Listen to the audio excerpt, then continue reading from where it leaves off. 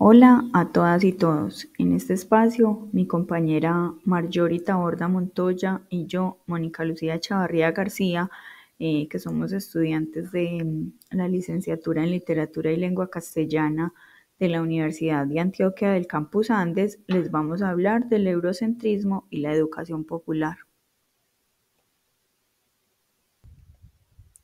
Para iniciar, debemos aclarar qué es el eurocentrismo. El eurocentrismo es una forma de ver el mundo que pone a Europa y por extensión a Occidente como el centro de la historia, la cultura, el conocimiento y el progreso.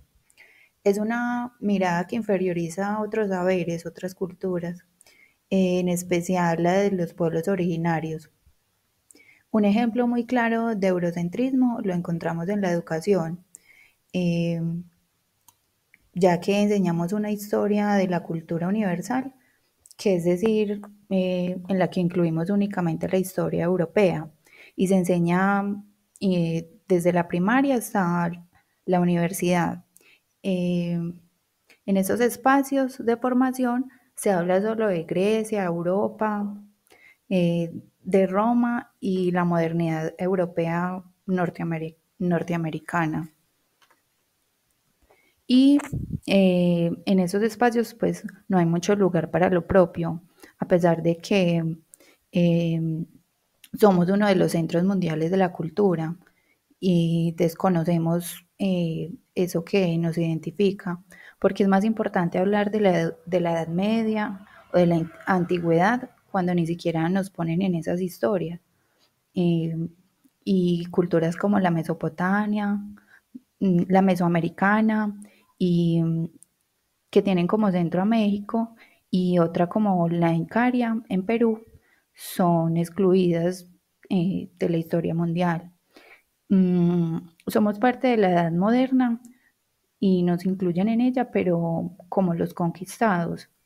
Y es en ese discurso de sometimiento de conquistados el que reproduce la educación, ya que no reconoce el valor cultural de los pueblos originarios, ni sus lenguas, ni su herencia en el campo de la agricultura, porque nos hemos negado todo ese reconocimiento y el espacio que ocupamos en la historia del mundo. Eh, otro aspecto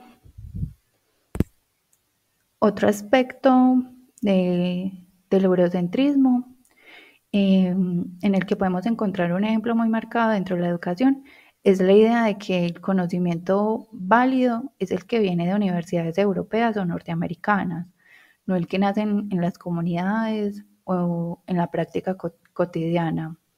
Esto genera una jerarquización de los saberes, lo académico por encima de lo comunitario, lo científico por encima de lo ancestral, lo teórico por encima de lo universal. Hemos permitido tanto que nos impongan su historia, su cultura, pero también nos han impuesto sus religiones. Eh, Nos han traído todo esto y nosotros simplemente lo hemos aceptado y lo hemos aceptado como propio en muchos casos y es justamente por lo que la educación nos reproduce. Y una oposición que hace el Enrique Dussel, voy a citarlo textualmente: la descolonización cultural significa repensar nuestra cultura, dignificarla y hacerla pasar en 6 años a todos los programas de estudio de todo el país y cambiar la mentalidad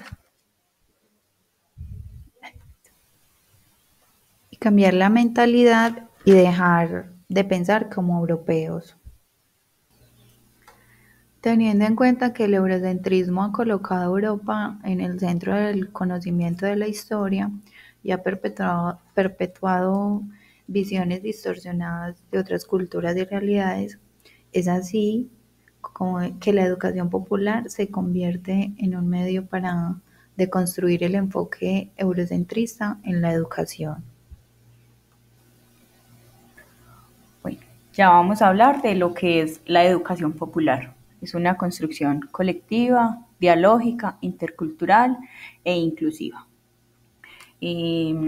Para entrar pues como un poquito en confianza con el tema, vamos a acercarnos al contexto histórico de la educación popular.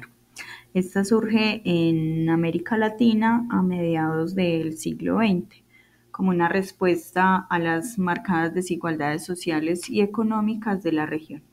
En este contexto, pensadores como Paulo Freire y Simón Rodríguez abogaron por un enfoque educativo que otorgara poder a las comunidades, promoviendo el pensamiento crítico y la participación en la transformación colectiva. La educación popular se basa en la idea de que el conocimiento debe ser accesible para todos y los educandos deben ser vistos como sujetos activos en su proceso de formación. Y que no sean pues solo vistos como receptores de información. Este movimiento se desarrolló en un periodo marcado por las dictaduras militares y por las luchas por la democracia, lo que hizo que la educación se convirtiera en un instrumento clave para la liberación, emancipación y el desarrollo comunitario. La educación popular es dialógica porque se lleva a cabo mediante el diálogo. El diálogo no se limita solo a la transmisión de conocimientos, sino que es entendido como un proceso de intercambio de saberes entre educadores y educandos. Este proceso de diálogo permite la creación de conciencia crítica y la construcción de una ciudadanía activa. En el tema de la interculturalidad, esta no discrimina el color de piel ni la religión entre sus participantes. Citando uno de los textos que trabajamos en el curso, el texto se llama El maestro Simón Rodríguez, un pensador de la educación crítica latinoamericana. Una de las citas que él nos trae es: la sociedad existe por la crítica. Si los americanos quieren que la revolución política que el peso de las cosas ha hecho y que las circunstancias han protegido les traiga verdaderos bienes, hagan una revolución económica y empiecen por los campos. Simón Rodríguez. Podemos decir que este destacado pensador y educador del siglo XIX afirmó que la sociedad existe por la crítica, y lo que resalta la importancia de la reflexión y el cuestionamiento en el desarrollo social. Esta idea nos sugiere que la crítica constructiva es fundamental para el progreso de cualquier comunidad. Al cuestionar las normas, valores y estructuras existentes y establecidas, da paso a que los individuos puedan identificar injusticias y desigualdades.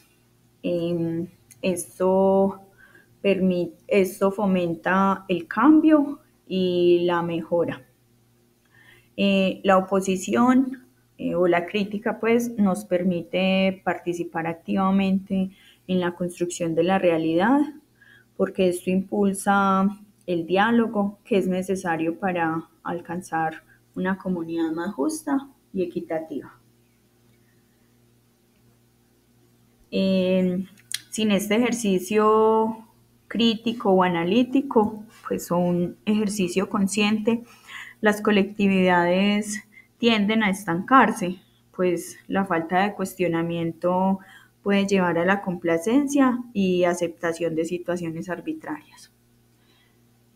También podemos decir que la crítica es una herramienta no solo de evaluación, sino que también es un agente motivador para el avance humano y social de las comunidades. Por otra parte, tenemos el texto de Educación Popular y Paradigmas Emancipadores de Alfonso Torres Carrillo, que señala que la educación popular ha sido un enfoque fundamental en la creación de paradigmas alternativos que desafían las estructuras educativas tradicionales.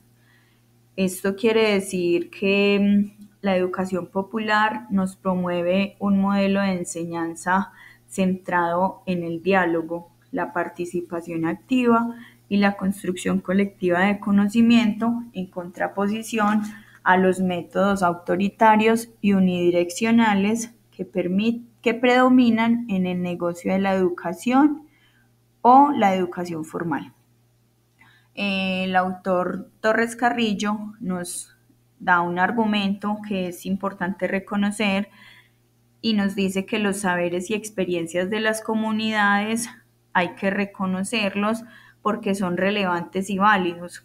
Esto fomenta un sentido de pertenencia y de responsabilidad social, lo que promueve que los educandos puedan ser agentes de cambio en su contexto. Entonces, a modo de conclusión, podemos decir que si queremos transformar la educación, necesitamos también transformar la forma en que miramos el mundo y podemos iniciar por desmontar el eurocentrismo en nuestra práctica educativa. Y en ese cambio, la educación popular nos ofrece herramientas muy potentes para construir una pedagogía que realmente valore la diversidad, la autonomía y la justicia. Porque, como dice Paulo Freire, nadie educa a nadie, nadie se educa solo, los seres humanos se educan entre sí, mediatizados por el mundo. Gracias por acompañarnos. Esperamos que esta reflexión sirva para repensar nuestras prácticas educativas y nuestras propias miradas.